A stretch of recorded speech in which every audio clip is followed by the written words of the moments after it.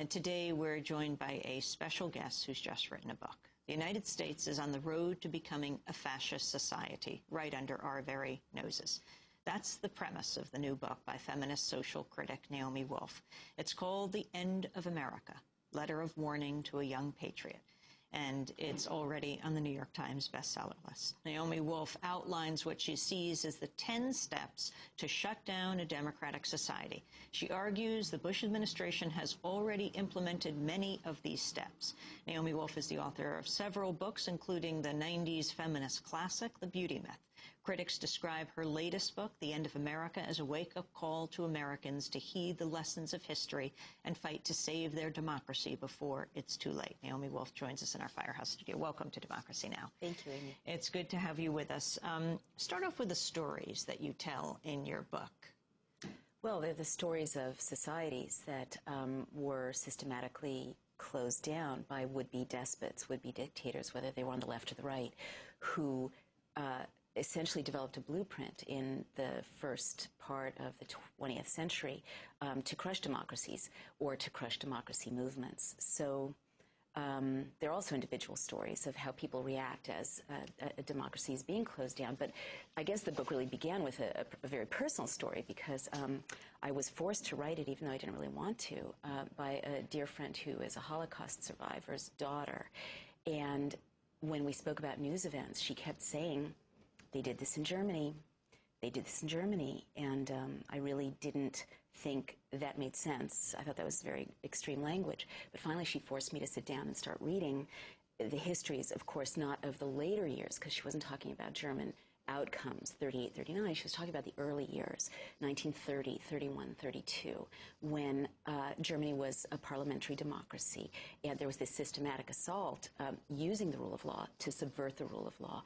And once I saw how many parallels there were, not just in strategy and tactics but that we're seeing again today, but actually in images and sound bites and language, then I read other histories of Italy in the 20s, Russia in the 30s, East Germany in the 50s, Czechoslovakia in the 60s, Pinochet's coup in Chile in 73, the crushing of the democracy movement in China at the end of the 80s.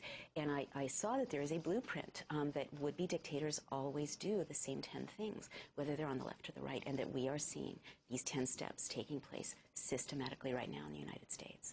Lay them out. Well, they're not happy. The first step is that all would-be dictators or would-be despots, which is what the founders of our country who foresaw exactly this kind of possibility would call them, all would-be dictators invoke a terrifying internal and external threat. And often it's a real threat, which they will hyper-manipulate. For instance, Stalin spoke about sleeper cells, which is one of those phrases that are being sort of recirculated now by the Bush White House. And this was an invention. He said there were capitalist secret agents who were hiding among good Soviet citizens and who were going to rise up at a signal and create terrorist mayhem. Fake story, but it worked to frighten citizens.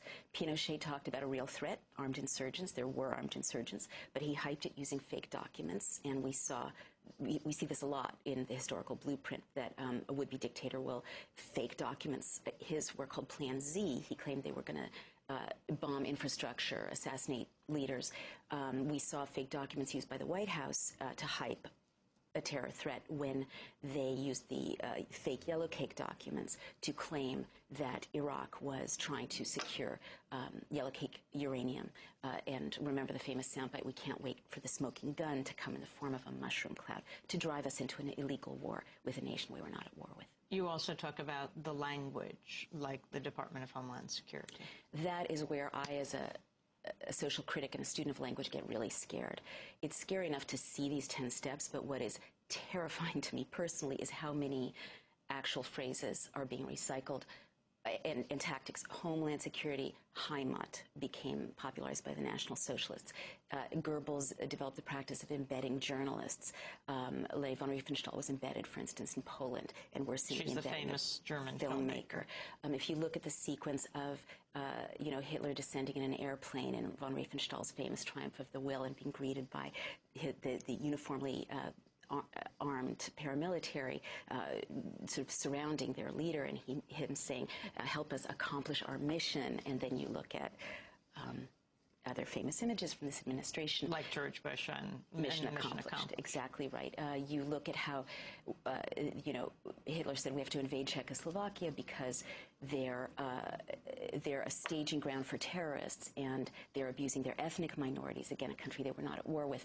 When the WMD charge vanished, the White House said we have to invade Iraq because they're a staging ground for terrorists, and they're abusing their ethnic minorities, on and on and on. I mean, this one scares me to death.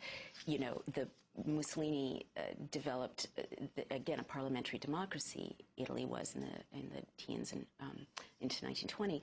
He developed the black shirts, which were these paramilitary thugs that beat up newspaper editors, terrorized the population, and they intimidated people counting the vote in Milan. And then Hitler studied Mussolini, so many things were repeated by Hitler. Stalin studied Hitler, Hitler studied Stalin.